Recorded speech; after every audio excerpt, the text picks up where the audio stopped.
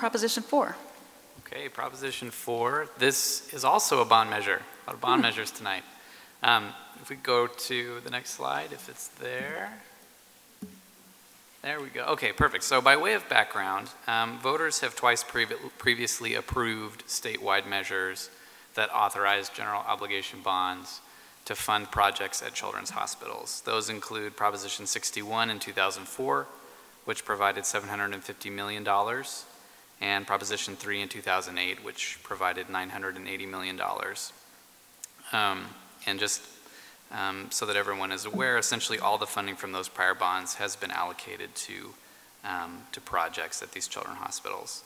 Proposition 4, which will be going before voters at this next election, would provide an additional $1.5 billion in funding for essentially the same purposes as the previous bonds, and that is for construction, expansion, remodeling, renovation, furnishing, purchasing equipment for eligible hospitals in the state.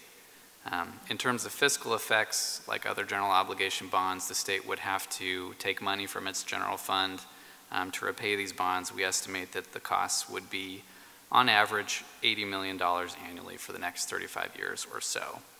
On the next page, next slide, this is a list of hospitals in the state that would be eligible for funding under this measure. The first group of hospitals is 8 private, not-for-profit hospitals that were eligible for funding under the previous 2 measures as well. Each of these hospitals would be able to apply for an amount of up to $135 million each. The next set of hospitals is the children's programs at the 5 University of California Medical Center campuses. These hospitals were also eligible for funding under the previous 2 measures, and they would each be able to apply for up to $54 million each. Unlike the previous 2 measures, Proposition 4 additionally makes some funding available, 10% of the $1.5 billion, for other hospitals that haven't been included in previous measures, but that do provide specialized care to children. And the way that the measure decides that they are eligible is if they treat children that are in a state program called California Children's Services that pays for care for children with complex medical conditions. That's a high-level summary of the measure. Thank you.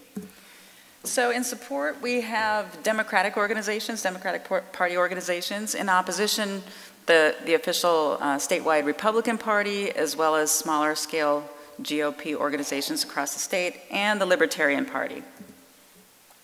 In support, Children's Defense Fund, Bay Area Council, United Farm Workers, and various medical organizations like the California Medical Association.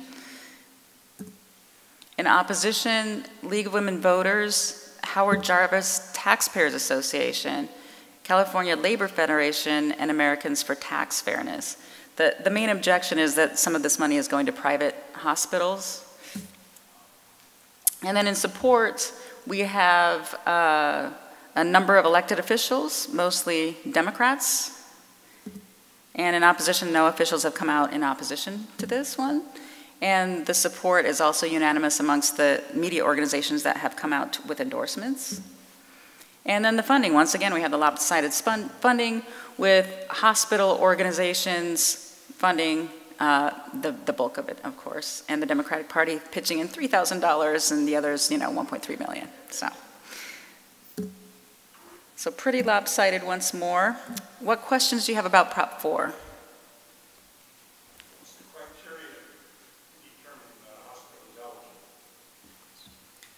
So the question there was, what are the criteria that would determine whether a hospital is eligible? For the 8 private nonprofit hospitals and the 5 UC hospitals, for this measure, the way the language is written, the criteria are you were eligible before. Previous measures define that eligibility in terms of the percentage of children that are served with Medicaid eligibility, which is our health program in the state for low-income families and children and other individuals. And then some other criteria about research orientation and the kinds of procedures that are done. But this measure in particular essentially just is doing what the previous measures did. Then as I mentioned before, for the hospitals that are newly eligible for this funding, in order to qualify, they need to be either a public hospital or they need to be nonprofit, and they need to be serving children that are enrolled in the California Children's Services Program, which, as I said before, pays for care for children with complex medical conditions. So this would cover the Shriners? No, Shriners, as far as I know, would not be eligible for these funds.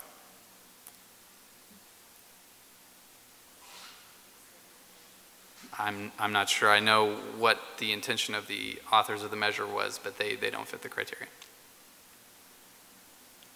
Is the money that the hospitals receive, is it specifically earmarked for anything, treatment or research? Sure. Or anything like that?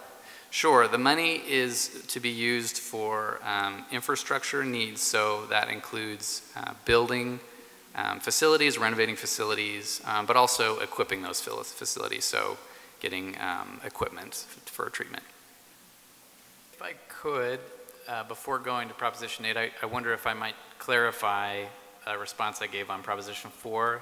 Sure. If that's okay. The gentleman asked about Shriners Hospital. So there's hospitals that were specifically listed on that figure we looked at earlier. Shriners is not on that list, but the list of new hospitals that serve children in the California Children's Services Program, that's the new hospitals.